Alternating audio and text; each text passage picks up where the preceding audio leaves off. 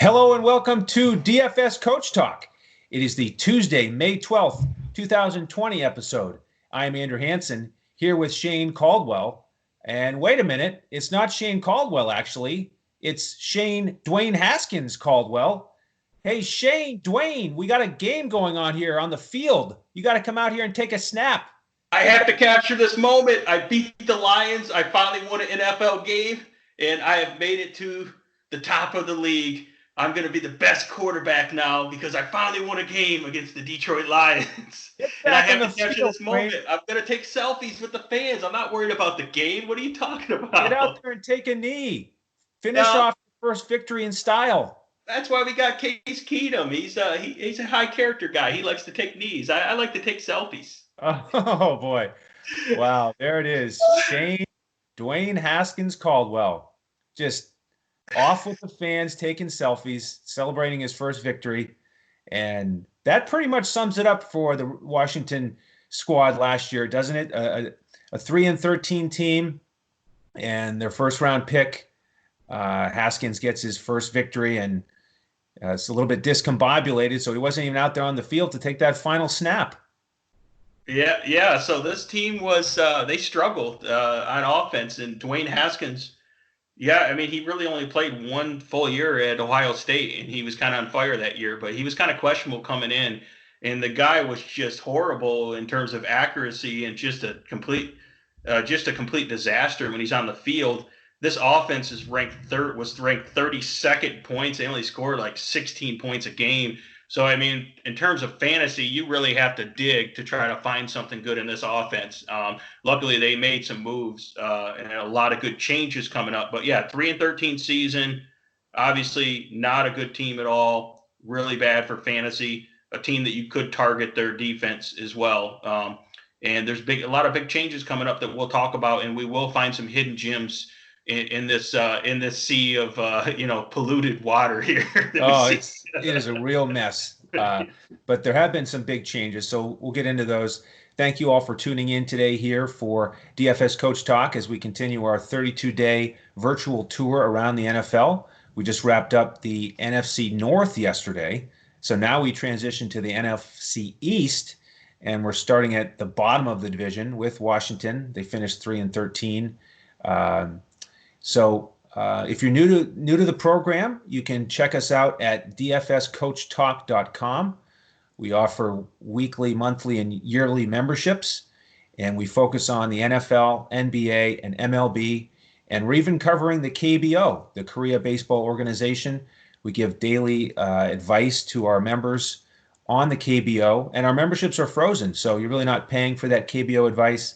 So come check us out. DFSCoachTalk.com. But Shane, we have a tall order here. We need to try to make sense of the mess that is in Washington. We're not talking about politics. We're talking about football. It's a mess. It's a mess everywhere down there. But they do have some new leadership. They've got Ron Rivera now, new head coach coming over from Carolina, where he had a 546 winning percentage. And you referenced the poor defense of the Vikings. Of Washington last year. And that's where I want to start because it was a group that you could really target. They were 31st against the run. They gave up 2,300 yards rushing. They gave up over 27 points a game. They were 27th in that category. They gave up over 6,000 yards, 27th in that category. So across the board, very poor. But thankfully, they've got new defensive coordinator Jack Del Rio, who was just under 500 as a coach in the NFL, but he has been excellent as a defensive coordinator. In his 4 years as a DC, check this out for league numbers in terms of yardage. Okay, his teams against the run, they were top 10 all 4 years he's been a defensive coordinator. And they were top 10 against the pass in 3 of the 4 years he was a coordinator. So everybody in Washington has to be very excited about Jack Del Rio. But again, they've only got so much to work with in terms of personnel. So what do you think the chances are that Washington can improve its defense this year? Yeah, well, I've been studying this team. It took a lot of caffeine just to stay awake, to focus, just to make sure I could focus on some of this stuff. And this team actually made a lot of changes. That's been the theme, NFL year to year, a lot of changes. Can't necessarily take just 2019 and translate it to 2020. So I expect a bounce back from this defense. They're not going to be elite level. You can still probably attack them in DFS, but there's some interesting things that happen in the offseason with the personnel and coaching staff that's going to change their philosophies, and it's going to change how we attack them in DFS. So yeah, they gave up almost 6,200 yards total, 18th in passing, 31st in run, and they gave up a lot of points, like you said, over 27 points defense. Now I love Jack Del Rio. I love Ron Rivera for coaching these guys up on defense and improving the team. He brought in some of the guys that know the defense and a great coordinator, like you said. Those are great statistics on Jack Del Rio. They're going to switch from a 3-4 to a 4-3, and I think that they have the personnel to do that. So when you look at this defensive front, I expect them to go this defense from a bottom of the barrel type team up to probably a middle of the pack, middle to late middle round for in terms of rankings. So when we're looking at this defensive front, when we're running the 4-3, I really like Jonathan Allen and Deron Payne as the defensive tackles. And then they'll have as a defensive end a combination of Ryan Kerrigan, Chase Young, who everyone knows is going to be a superstar, and Montez Sweat, who was another young guy who was a star last year. He played really good. So when you have those guys, and then they brought in Thomas Davis in the middle linebacker spot, who is very familiar with the system. He's going to be a leader. They still have John Bostic at the linebacker spot, some younger outside linebackers. Now the secondary, you think, who the heck do they even have in the secondary is kind of what I was thinking. They lost, the guy that was there forever was Norman? Yeah, Josh Norman. Yep. Yeah, he's with the Bills now, I think. Anyways, he was getting torched. He got benched last year anyway, so he was really bad. But what I do like from the corners, they got Kendall Fuller is one of their top free agents. He was with the Super Bowl winning Kansas City Chiefs, who played really well down the stretch last year. They got Ronald Darby, who was known for not being great with the Eagles, but he actually played decent last year as well, and Fabian Moreau. They also have Dominic Rodgers-Cromartie. He's kind of a veteran. So I think they have a decent secondary. And then another thing that they did the prior year in free agency is they got Landon Collins, high-priced free agent safety. So they have a good safety. So if you look at the improvement, the defensive coordinator, the personnel they have for this system, I will expect them to be an improved defense, in a defense that you can attack, but it's not going to be something you attack all the time. That's not going to be as easy. So just similar to the theme, some of the other teams that I broke down, I believe the coaching philosophy and the personnel of this team will be they want to play better defense, slow the game down, and run the ball, especially being that they don't have a great quarterback. So that's going to be the theme that we're going to talk about here once again, which, hey, it seems to be a theme in the NFL. You're getting a lot of these teams that are going back to old school football. That's true. Yeah. We talked about that power rushing attack with the Packers. And here's the thing for me with Rivera. The other point I wanted to make is that when he took over in Carolina, they had a bad defense that first year, and then it really jumped up that second year. And it wouldn't surprise me if there's a similar pattern here in Washington as he and Del Rio get to know the players, get to institute that 4-3 system, make a couple personnel changes in year two, and then really take off. So I do think it's very likely going to be a strong target for us offensively in DFS to attack these guys, but definitely wouldn't be surprised if they get up maybe towards the lower 20s in rankings, but could take a couple years for them to really get to the point that Rivera has in mind. Yeah, I mean, there's a slight concern with them having not as much of an offseason with a new coaching staff. Normally, a new coaching staff would be able to start their OTAs and their training sessions earlier in the spring to give them an advantage to acclimate the players to a new system. And now they can't do that. So that puts them at a disadvantage right there. That's why he brought in some of these guys like Thomas Davis that played in this system before, because they would be like a coach on the field. But yeah, I expect the defense to improve. But yeah, they're definitely not a defense that you're scared of to attack, and you could still attack guys.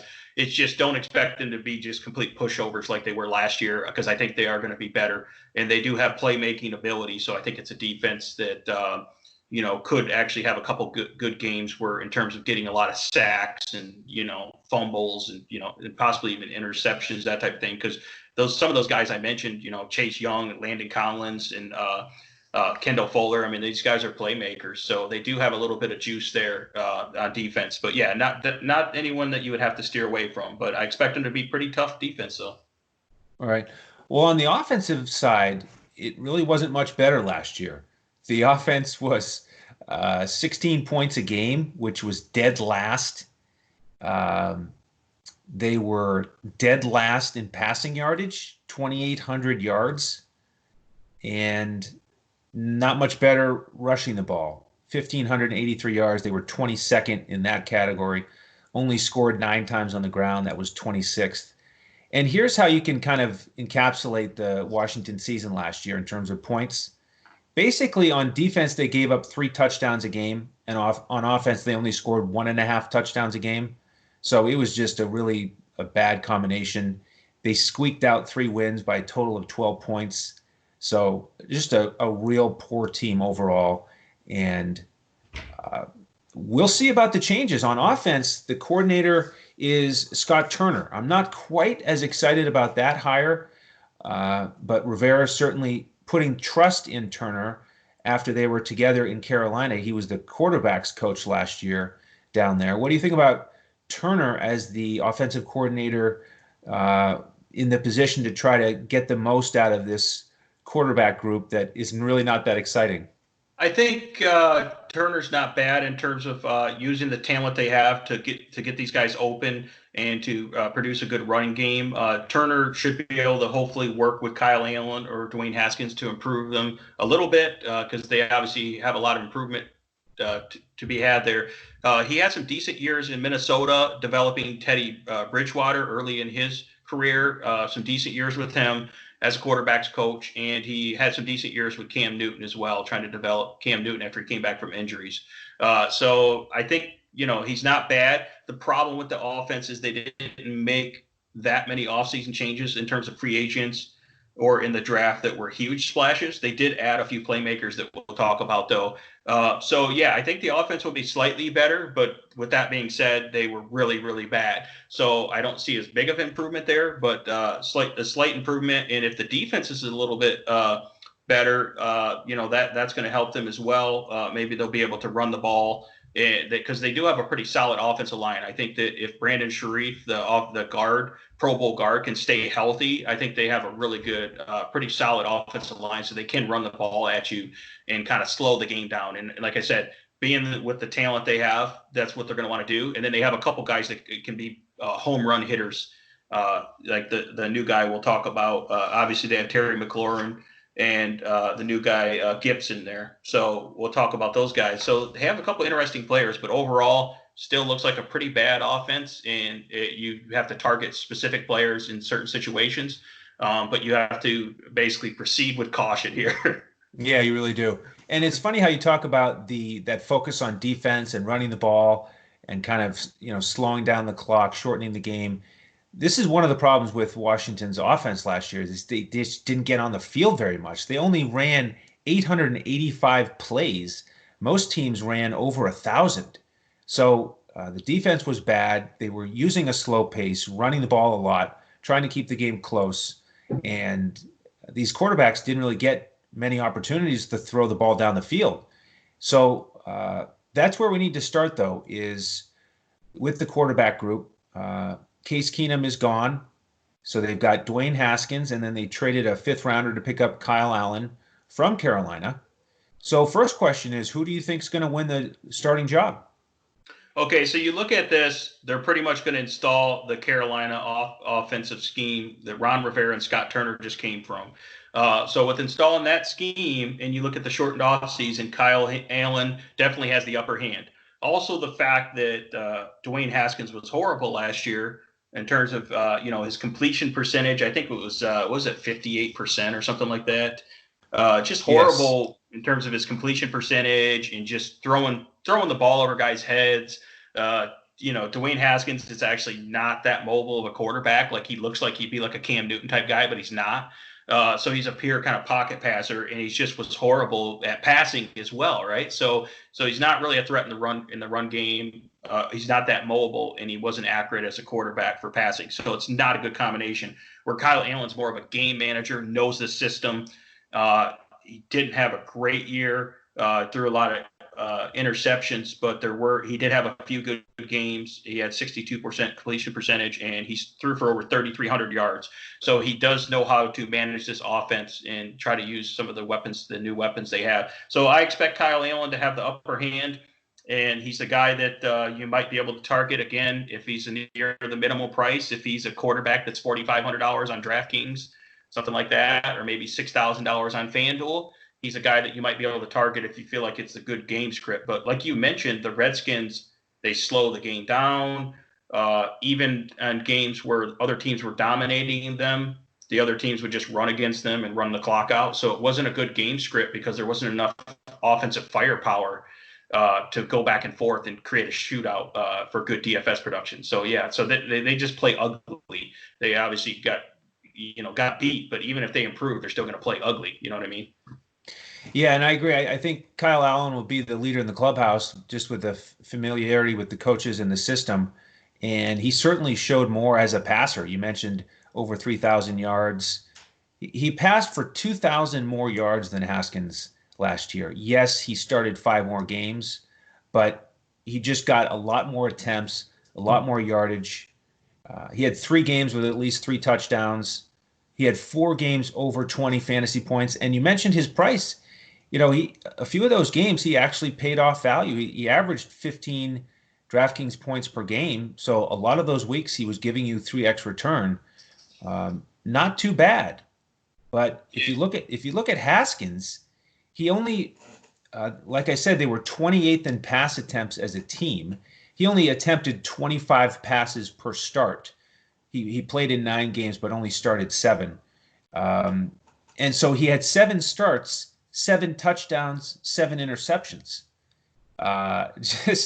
He didn't do much. 9. So he had 2 fumbles, which makes 9 turnovers. So he wasn't terrible.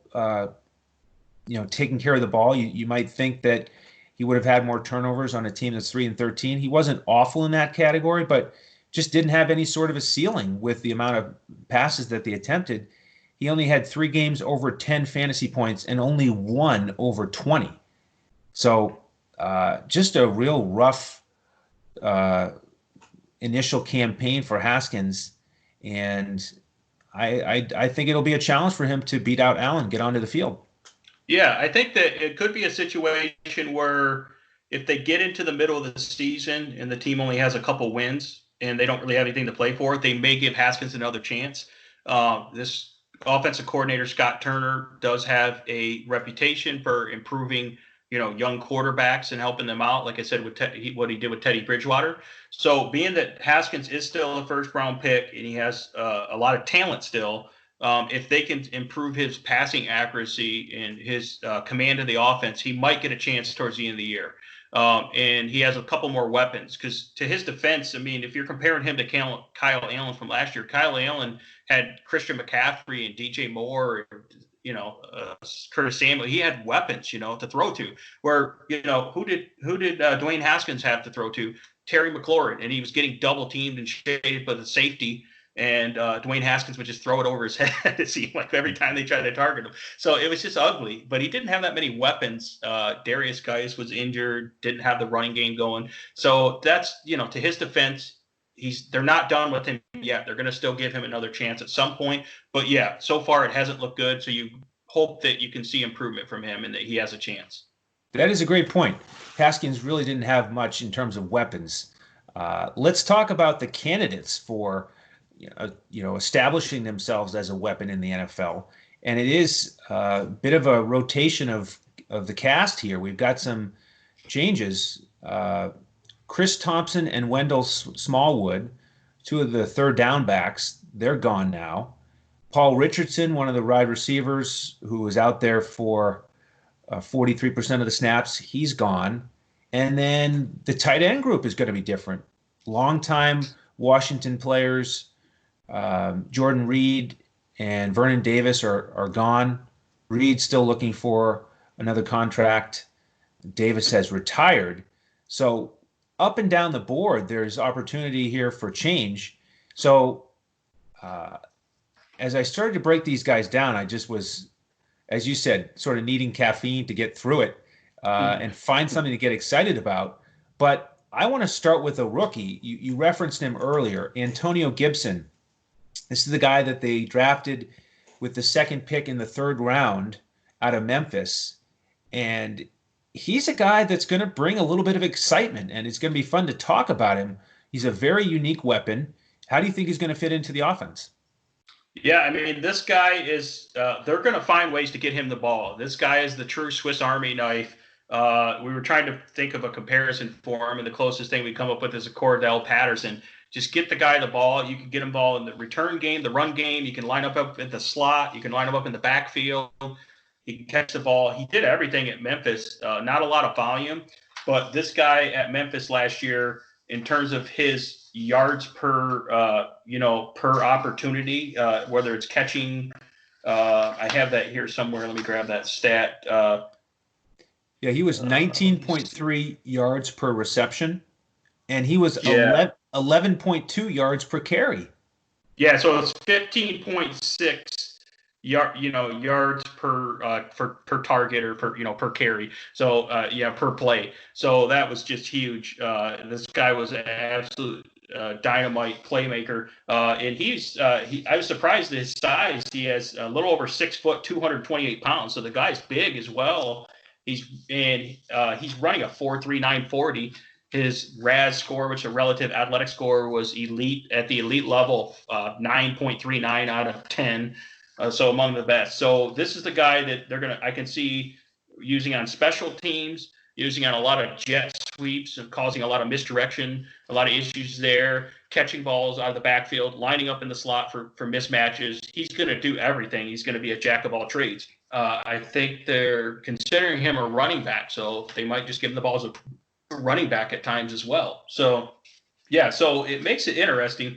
It kind of muddles the rest of the positions, though, because if you're trying to target a receiver, or you're thinking that this guy's going to get the big play instead of, a Terry McLaurin or one of these other receivers, if you're trying to target a running back, you worry, is this guy going to get the rushing, some of the big rushing plays instead? So it makes it really tricky, and you don't think he's not going to get that much volume. So you're just relying on those like 4 or 5 plays where he's going to try to hit a home run. Tricky. Yeah, volume is one of the key words with him. Just sort of incredible that he was that productive per touch last year at Memphis, but he only got 71 touches. And, you mentioned the big playability. He had 33 broken tackles last year on only 71 touches. So get the ball in his hands and big things can happen. So no wonder you get some of these comparisons to home run hitters. In fact, Rivera's even talked about him in the same breath as Christian McCaffrey. So they are definitely going to give him the ball and scheme up ways to take advantage of that nice combination of strength and speed. So we know he's going to get some touches out of the backfield. What do you think about the rest of the running back group? Because there's a lot of guys here who are going to be fighting for touches. Yeah, I mean, you got the old head in Adrian Peterson, 35. He's going to be at least like 35 years old. He had almost 900 rushing yards last year. I mean, they gave him a lot of volume. He had some decent fantasy games, but not anything with big upside. Like he was like a cash game type play. He was like a lot of like 18-point games and 17-point games in the teens. But yeah, because he's so old and he's so limited, he's not someone you get excited about. He does get some red zone carries because he's still a tough physical threat. He had 5 touchdowns last year. Not really excited about Adrian Peterson. I am excited about Dice. I mean, he has the 2 question marks: can he stay healthy, which has been his major issue, and can they handle his personality and his immaturity? He's had some off the field issues, some character issues. Now, if they can get all that under control, I think they have a good offensive line. Darius Geis is a star. He showed that last year against Ron Rivera and the Carolina Panthers. He put up 30 DraftKings points that week against Carolina. So he showed this upside. So I like Darius Geis, and I'd be willing to take I'd take the risk on Darius Geis because of his upside and his elite talent. He was absolute tear at LSU in terms of being fast and physical, a physical downhill runner, just punish people. And he's fast and explosive. He's got good vision. So if this guy can stay healthy, I love Darius Geis. And then from there, you're just going to have, guys like J.D. McKissick and Antonio Gibson rotating in, and a lot of these guys that are going to be pass catch type role. But Darius Geis is a guy that we have to keep an eye on and could be in for big things, but it's a big if he can keep it together. Yeah, you mentioned Geis, and he had that great game against Carolina when he put up 30.7 fantasy points, 10 carries for 129 and 2 scores. So he certainly made a good first impression on Rivera. And then Peterson, you mentioned how he just sticking around. It kind of reminds me of the movie Rounders, and Teddy KGB. He says, "Kid's got alligator blood. Can't get rid of him." And yeah, exactly. That's the quote I think of. I mean, Peterson is just, he won't go away. 35 years old, 14,000 yards, over 100 touchdowns. Just amazing how he's still able to get out there and, as you mentioned, get almost 900 yards. Last year, he was really their go-to guy in terms of getting the workload. 13 of the 15 games, he had more than 10 carries. So, on site like FanDuel, where you're just looking more for the yardage and getting in the end zone, that'll be important to see if he gets a similar role like that, or maybe Geis can actually stay healthy and get that opportunity. The third guy that will try to get some early down work is Peyton Barber. I'm not excited about him coming over from Tampa. He got over 150 carries last year, but only 470 yards, 3.1 per carry. He got in the end zone 6 times. He only caught 16 passes, and he only had 2 real strong games, and those were against terrible rush defenses. One was Carolina, one was Jacksonville. So he's just not a guy who does much outside of the perfect matchup. So I think it's more likely that Peterson or Geis will get those early down carries. And then J.D. McKissick, this guy, has there ever been a running back that's been more talked about in fantasy who's played for 4 years and only scored 4 touchdowns? Yeah, he played for the Lions last year, and he was forced into action because we had so many injuries at running back. So, Darrell Bevell would get him open on little screen passes, and, he actually caught some pretty good passes as a receiving back last year. They used him. But the problem is they would try to run him, and he's kind of small. The first guy that even got a fingertip on him, he would go down. He couldn't break any tackles. So he's a true, scat back. He is a pretty good receiver, but yeah, I can't see him. He's gonna make up for Chris. Is it Chris Thompson? Chris Thompson. So he left a void there in that passing game. So J.D. McKissick will fill some of that void, but I don't expect to get enough volume. And as you mentioned, Peyton Barber's just kind of blah. He's kind of like an insurance policy, being that Adrian Peterson is like 80 years old and Darius Geis is a huge injury risk. So that's the insurance policy, right?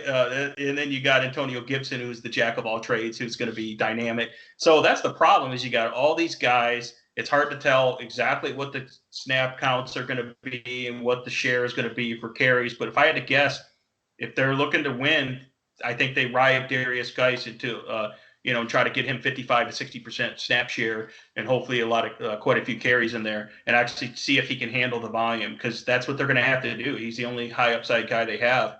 And then the other guy just to keep an eye on the watch list is Bryce Love, guy they drafted a few years ago. Got injured right away, was on IR all last year, but he's an undersized guy, but he's an elite speed guy, very fast and dynamic. So it's another guy that if they like him, if he can stay healthy, if they scheme to get him in space, he is dangerous as a playmaker there. But we'll see. He's got a tall uphill battle with all these players they have. So yeah, the running back room is kind of a question mark. A lot of stuff going on there, but again, you got to look at you got to like Darius Geis if you think he can stay healthy. Yeah, and one more reference to Chris Thompson, because that's a guy that I've always had confidence in. And in only 11 games last year, he caught 42 passes for almost 400 yards, 9 yards per catch. And McKissick, seems like he'll have a shot to take a lot of that work. 34 catches last year, 6.9 per reception, and an 81% catch rate. So maybe, just maybe, if he can stay healthy and start to finish, have a real shot at that third down role, maybe he'll finally pay off. But I do think Antonio Gibson's going to have a lot to say about that, and that might be the one problem. He and McKissick might vulture touches from each other. So yeah, and I think Geis did have a receiving touchdown last year. He didn't get a lot of volume. I mean, he didn't have that much playing time in general, but Geis can actually catch some of those screen passes that they used to set up for like the Christian McCaffrey type plays. Being that he's big and he's explosive still, he's still probably one of the fastest guys out there when he's healthy. So yeah, so he'll be in the mix for the passing game as well. And obviously Adrian Peterson will not be probably catching any passes. He's not that type of player. So yeah, it's an interesting running back room, but there's a couple guys that you have to keep a close eye on and try to figure out, and hopefully we see something from Darius Geis, because he's the guy that's the target if they can actually give him playing time and stay healthy. All right, well, let's transition to the wide receiver group, and I'm going to let you take the lead on this. This group is still causing me pain from week 3. That was the game where they played against the Bears. It was a primetime game, and I put together some terrific showdown lineups. I had Taylor Gabriel as my captain. He went for 3 touchdowns. And then I had Terry McLaurin, who had a very strong game.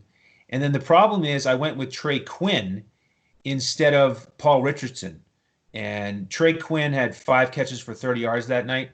If I had just placed Paul Richardson in there, who caught 8 balls for 83 and a score, I would have taken the showdown down for $200,000.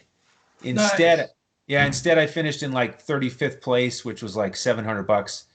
So, one of those just 1-for-1 swaps where it just could have been, and yep. I'll never forget it.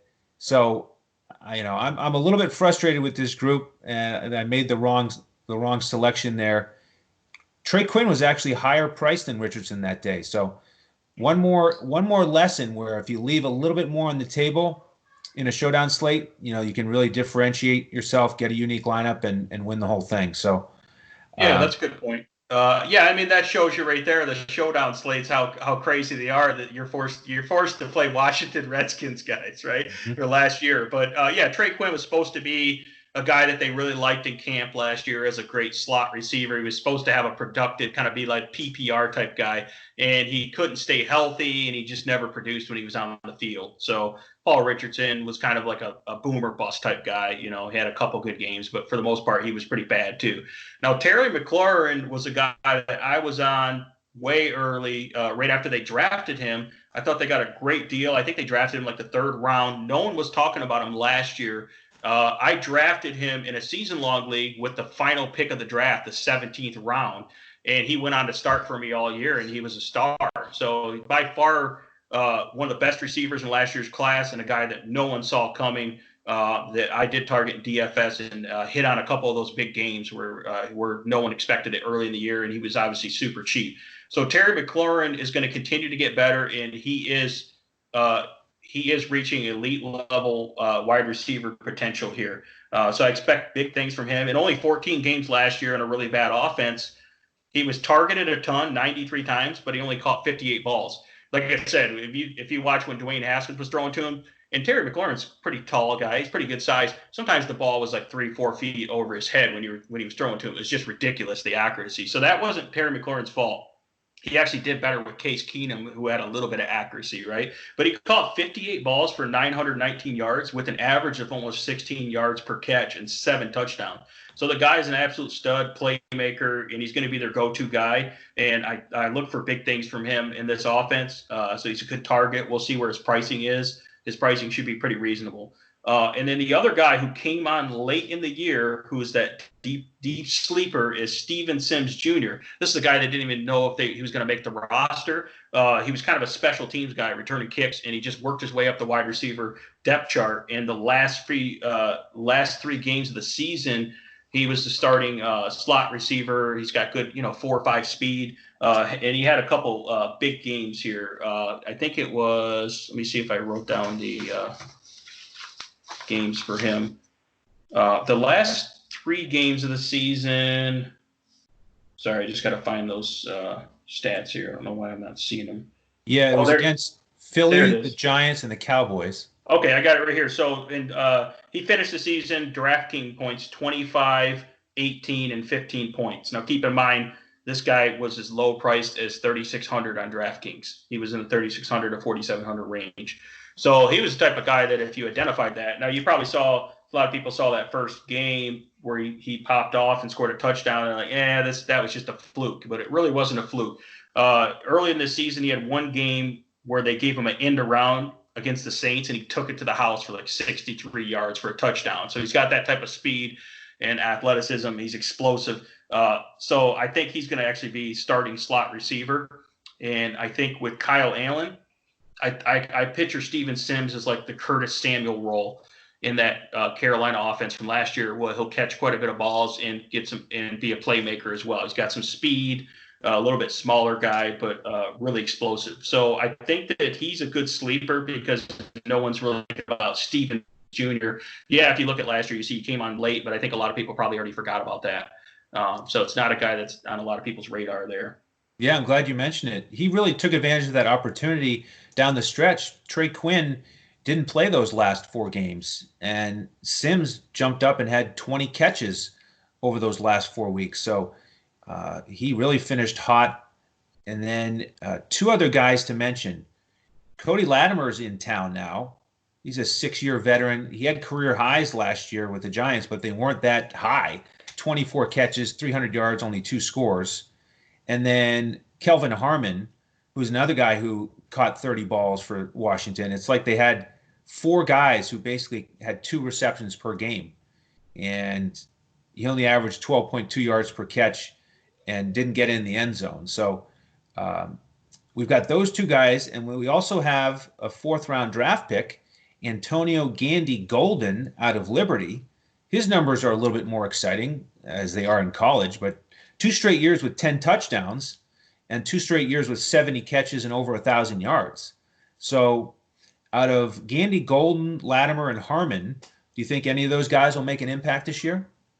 Well, Harmon is more of a physical he's good in the blocking game. He's good at like short passes. He's more of a possession receiver. So I don't look at him for doing anything in like the daily fantasy world. He doesn't really have any upside there. He doesn't have a lot of speed. So he's got decent size. Cody Latimer is the type of guy, because he is a savvy veteran, could get in the mix at that starting outside line or outside wide receiver spot here. So he could certainly be in the mix. See how he meshes in this offense. He's decent. And then I think later in the year, as he gets more acclimated, I like Antonio Gandy Golden. If you look at his last few seasons at Liberty, he scored 10 touchdowns the last few years. Last year, he had 79 catches, 1,396 yards, and an average yard per catch of 17.7, with the 10 touchdowns.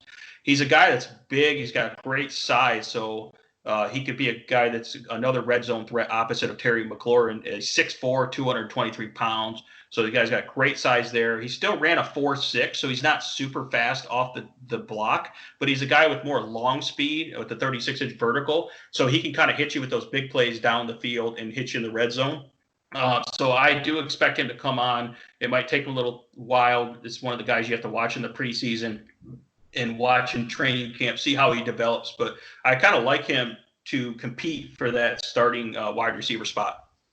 Yeah, he's an interesting prospect, isn't he? Because he's strong, he's got good hands, caught a lot of deep balls, but he's not that fast. He also broke some tackles. He had 33 broken tackles with 149 touches. And if 33 sounds familiar, again, that's the number of broken tackles that Antonio Gibson had in only 71 touches. So again, that just highlights how much of a playmaker Antonio Gibson is. And this is the group where it's going to be the real challenge, just keeping track of these Antonio G's. But one more way to keep Antonio Gandy Golden separate in your mind is this guy is smart. I saw him on a Sports Center, and he did a Rubik's Cube in under a minute while he was doing an interview on Sports Center. The guy was just, it was really impressive. I've never been able to do one of those things, and he did it in a minute while doing an interview. So So that's a good sign that he'll be able to pick up on the offense, which tells me he Exactly. can compete for the starting wide receiver position, because I think that they just played Calvin Harmon just because he was just a solid fundamental guy. But Calvin Harmon might just be a special teams ace now, and not play in the offense as much. But if you think about potential for a 4 wide receiver set here with Terry McLaurin on the outside, okay, then Steven Sims Jr., who I said has some playmaking ability in the slot, and then you throw Antonio Gibson in the other slot, right, on the other side, and then you throw Gandy Golden, who's a big, tall, pretty good long speed guy on the other side, right? That's a pretty good 4 wide receiver set there for the Redskins. And if Kyle Allen can, play good in this offense, he knows the offense. Sometimes they will go forward wide receivers deep because they don't really have that many good tight ends anyways. And they want to get those playmakers on the field. So I do see some potential there in a game where they're down by a lot to actually for Kyle Allen there to produce because all he's got to do is hit these guys for a short pass.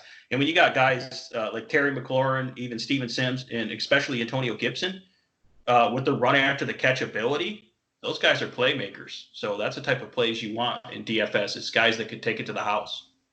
I like that visual of those 4 wide receivers. I think they need nicknames for Gibson and Gandy Golden. I think they should call Antonio Gibson G and Antonio Gandy Golden double G. So we get or 2G. How about G, 2G, McLaurin, and Sims? That's our 4 wide receiver set. And, maybe we'll have a chance with that group to score more than 16 points a game. Yeah, I think that if they're playing good enough, they might be good enough to get nicknames. Terry McLaurin last year was kind of the combination of what was it, like F1 McLaren or Scary Terry, and then most people kind of like the F1 McLaren a little bit better than the Scary Terry. It was kind of a cliche name there. If they're playing good enough, they can get some good nicknames. And Antonio Gibson is certainly just going to be a fun guy to watch. So it remains to be seen what his role will be, but I think his role is going to be everything. So literally he's like positionless almost. I mean, who knows? They could run him in the Wildcat, right? I mean, why not? Your quarterback's not good. I'll throw this guy in the Wildcat all day, Absolutely. And as exciting as it is to picture that group of 4, as we turn to the tight ends, not quite as much excitement. We mentioned earlier that they've got the departures of Vernon Davis and Jordan Reed. So is there any guy here that you're going to predict will step up and make any sort of an impact? Yeah, like you said, they lost Vernon Davis and Jordan Reed. Those guys were Jordan Reed was always a really good tight end, but he was always injured. Vernon Davis was solid for a veteran, but they're really on the top tight end on the depth chart who kind of came on last year, got a lot of snaps, played 15 games, was Jeremy Sprinkle. I don't really like him. I mean, he's going to be, limited in the pass game. He's going to be blocking in line, catch a couple short passes here and there. So I probably won't be sprinkling in any Jeremy Sprinkle into my DFS lineups there. I don't think I will either. Yeah, but the other guy that's under the radar that they signed to a free agent deal that I actually really like is Logan Thomas. I happen to know a lot about Shocker. Logan Thomas. Yeah, exactly. Shocker. So Logan Thomas was with the Lions last year, and he was buried on the tight end depth chart. He was buried behind T.J. Hawkinson and Jesse James.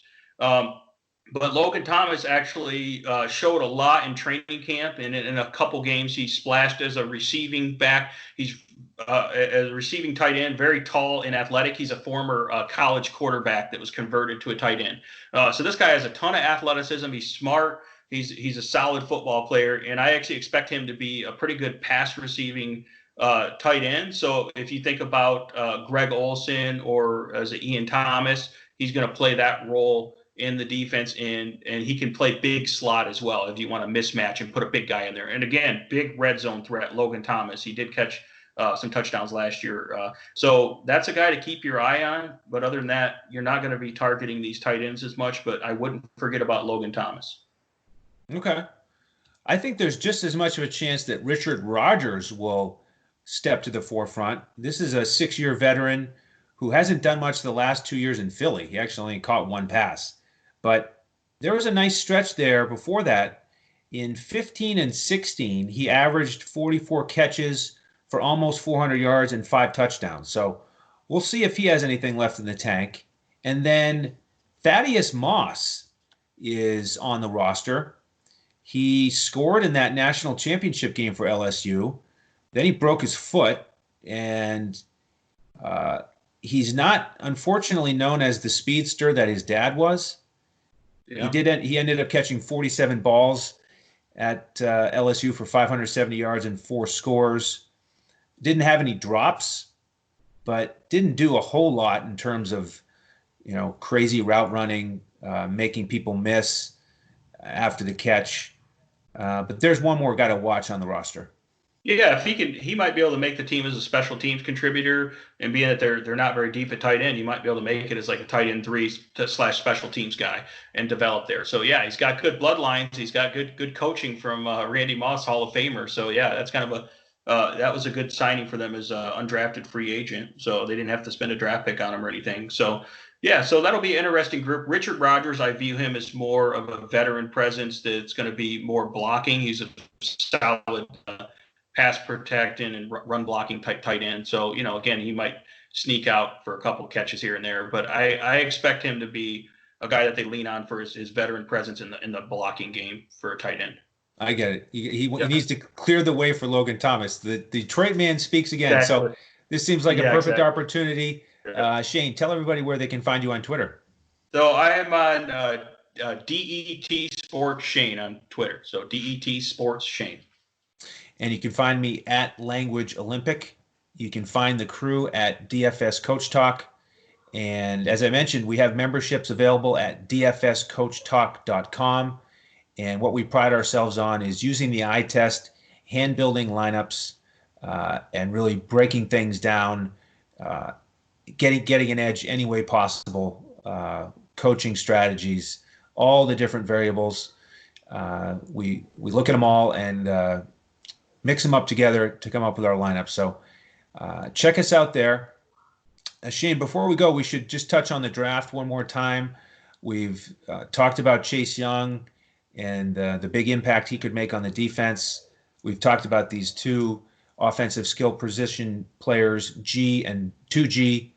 Anything else you want to mention about the draft that Washington had this spring? Yeah, I mean, just circle back to Chase Young. I mean, this guy was one of the best prospects to come out in several years in terms of just having that elite bend off the edge and athleticism in the combination of size and physicality. So this guy should be able to come in and contribute right away and kind of learn right behind Ryan Kerrigan. And the fact that they have Montez Sweat, who's also a physical freak. So I look for big things for Chase Young. We talked a lot about Antonio Gibson. In the 4th round, they took Sakwi Charles, who was a starting offensive line tackle for the LSU championship team last year. Now, he was suspended a few games last year because he had some off-the-field issues, some character issues. I think it was team violations. So he's a guy that is a developmental offensive tackle that could play a backup tackle role and push for a starter role later in the year.